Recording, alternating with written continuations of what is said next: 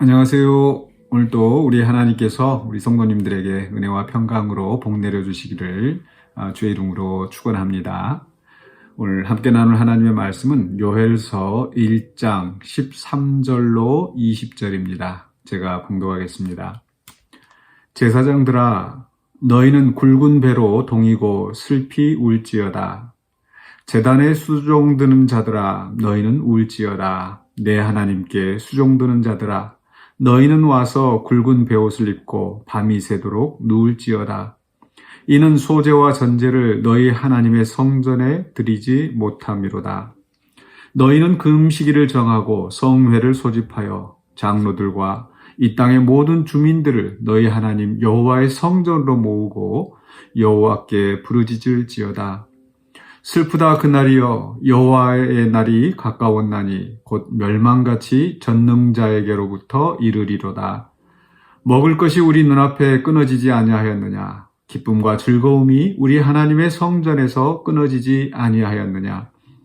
씨가 흙덩이 아래에서 썩어졌고 창고가 비었고 곳간이 무너졌으니 이는 곡식이 시들었음이로다. 가축이 울부짖고 소떼가 소란하니 이는 꼴이 없음이라. 양떼도 피곤하도다. 여호와여, 내가 주께 부르짖으오니 불이 목장의 풀을 살랐고 불꽃이 들의 모든 나무를 살랐음이니이다. 들짐승도 주를 향하여 헐떡거리오니 시내가 다 말랐고 들의 풀이 불에 탔음이니이다. 아멘. 네, 오늘 말씀의 제목은 기도애로의 부름입니다. 기도애로의 부름.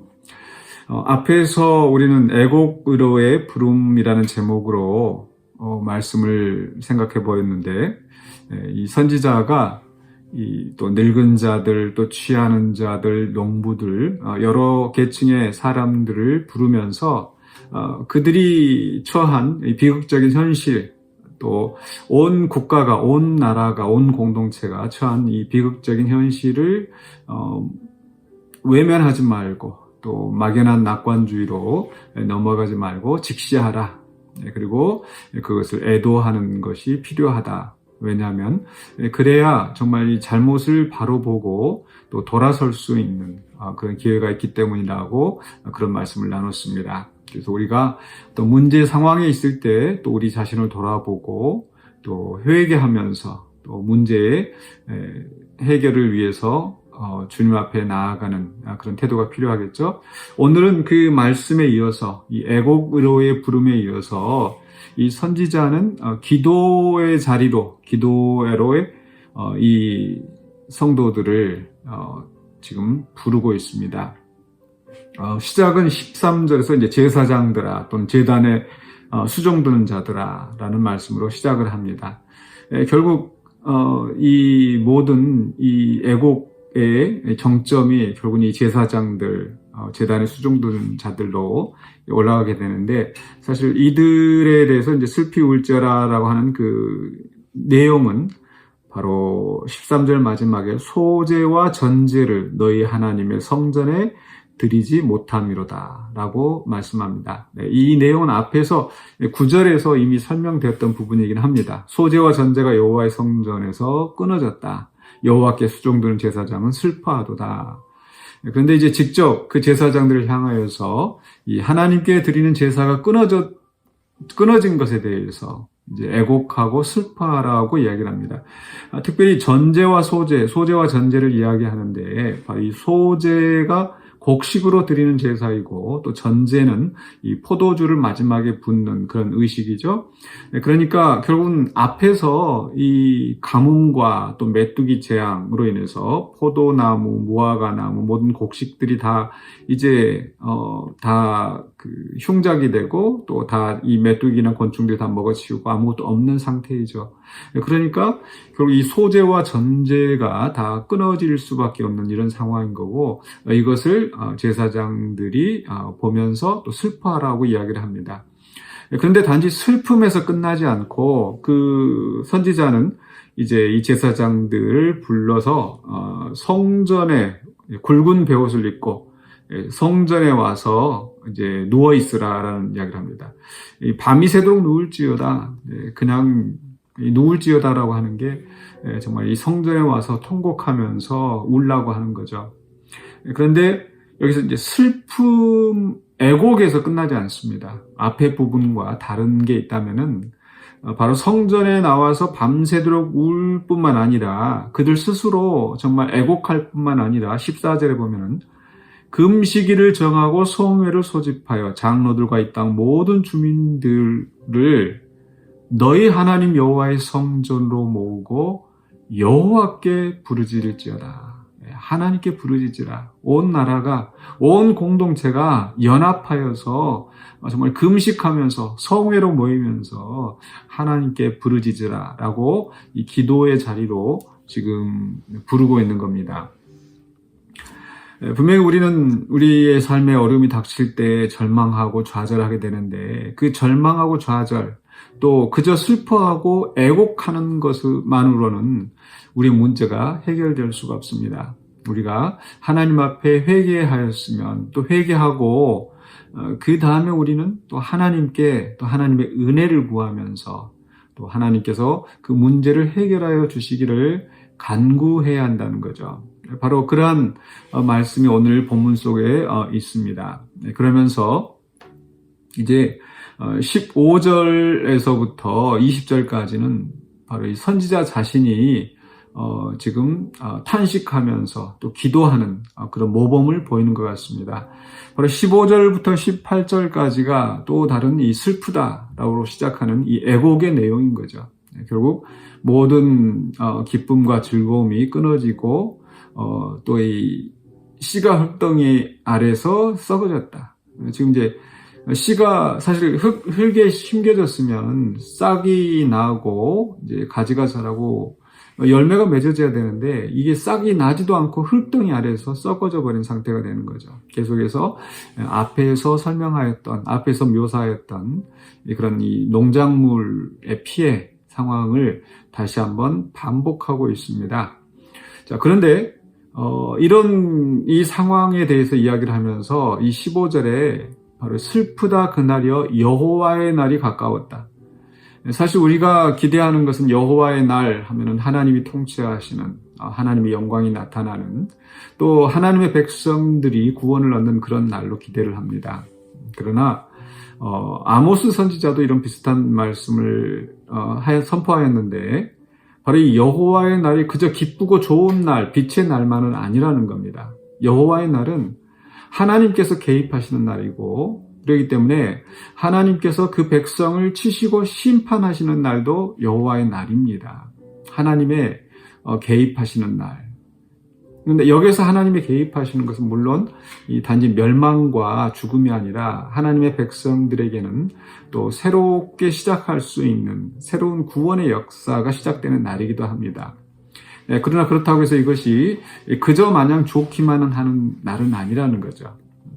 그래서 이 여호와의 날, 슬픔의 날인데 바로 그 날에 멸망같이 전능자에게로부터 이르리로다. 이 여호와의 날, 심판의 날이 또 멸망의 날이 전능자로부터 이룬다는 겁니다.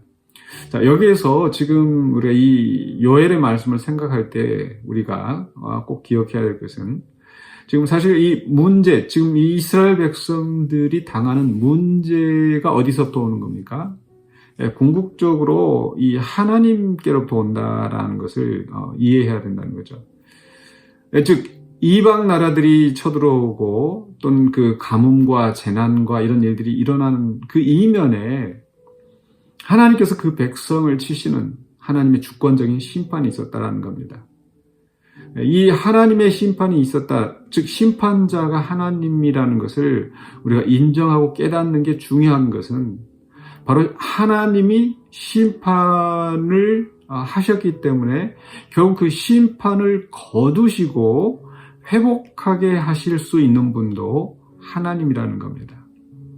지금 이 성경의 신앙 속에서 하나님을 떠나서 하나님 외에 다른 어떤 존재가 이런 재난을 가져다 주고 그래서 그 존재에게 부탁을 하고 이 재난이 해결될 수 있기를 바랄 수 없는 거죠.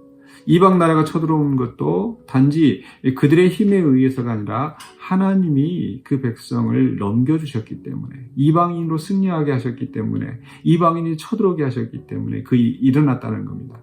즉 심판에 있어서 하나님은 주권적으로 역사하시는 분이시다. 그래서 요엘 선지자는 바로 이 여호와의 날, 멸망같이 전능자에게로부터 오는 그 날이라는 것.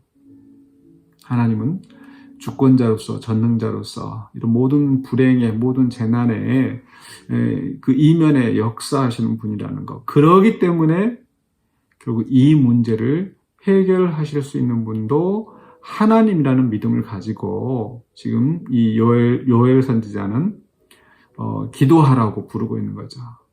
특히 그들 가운데 있는 그 영적인 지도자들, 제사장, 또 장로들을 중심으로 해서 이 땅의 주민들을 모아서 하나님의 성전으로 모아서 하나님께 부르짖으라고 이야기를 합니다. 그러면서 16절에 기쁨과 즐거움이 우리 하나님의 성전에서 끊어지지 아니하였느냐.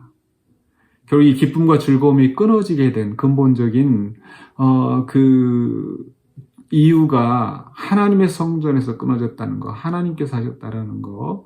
그래서 욥이 마치 기도할 때 주시는 분도 하나님, 거두시는 분도 하나님, 그 하나님의 주권을 분명하게 인식하고 있었던 것처럼 우리는 하나님이 역사하시는 분이고, 그렇기 때문에 하나님이 해결하시는 분이고, 그래서 우리는 그 하나님께 기도해야 된다는 겁니다. 그래서 우리가 또 어떤 그 삶의 문제에 부딪혔을 때, 절망의 상황이 있을 때, 우리는 이 모든 역사를 주관하시는 분이 바로 하나님이시라는 그 믿음을 굳게 가지고 우리가 하나님 앞에 나아가 기도해야 할 줄로 믿습니다. 우리 하나님은 전능자로서 그가 원하시는 모든 것을 이루시는 분일 뿐만 아니라, 또 우리가 주님 앞에 부르짖을 때에, 또 특히 오늘 말씀에처럼 이 공동체가 함께 연합하여 함께 기도할 때에 하나님은 그 부르짖음, 그 기도를 외면하지 않으시고 들으시고 구원의 길을 열어주십니다. 그러므로 오늘 우리가 이 말씀을 생각하면서 우리가 하나님 앞에 항상 기도하며 나아가는 성도들이 되기를 원합니다. 절망하거나 좌절하거나 낙심하여서 그저 포기하지 않고 우리를 용서하시고 회복하시는 하나님이 우리로 하여금 기도하기를 원하신다는 것, 우리가 기도로 하나님 앞에 나아가기를 원하신다는 것을 기억하시면서 또 기도로서 능히 회복되어지고 승리하시는 저와 여러분이 되시기를 주의 이름으로 간절히 축원합니다. 기도하겠습니다. 사랑의 주 하나님, 오늘 말씀을 붙잡고 우리가 또 주님 앞에 기도하며 나아갑니다. 비록 우리 삶에 우리가 감당할 수 없는 그런 숱한 어려움이 있고, 때로는 우리의 잘못으로 인하여서 하나님 앞에 받는 심판이라 할지라도 결국 우리를 구원하시고 우리를 회복하게 하시는 분이 하나님인 것을 믿고 하나님 앞에 나아가는 자가 되기를 원합니다. 세상을 의지하지 않게 하여 주시고, 또 주님 외에 다른 것들을 더 사랑하지 않게 하여 주시며, 온전히 주님만 바라보며 주님께 기도하며 또 주의 도우심으로 말미암아 넉넉히 일어서는 우리 모두가 되게 하여 주시옵소서. 예수 그리스도 이름으로 기도하옵나이다. 아멘.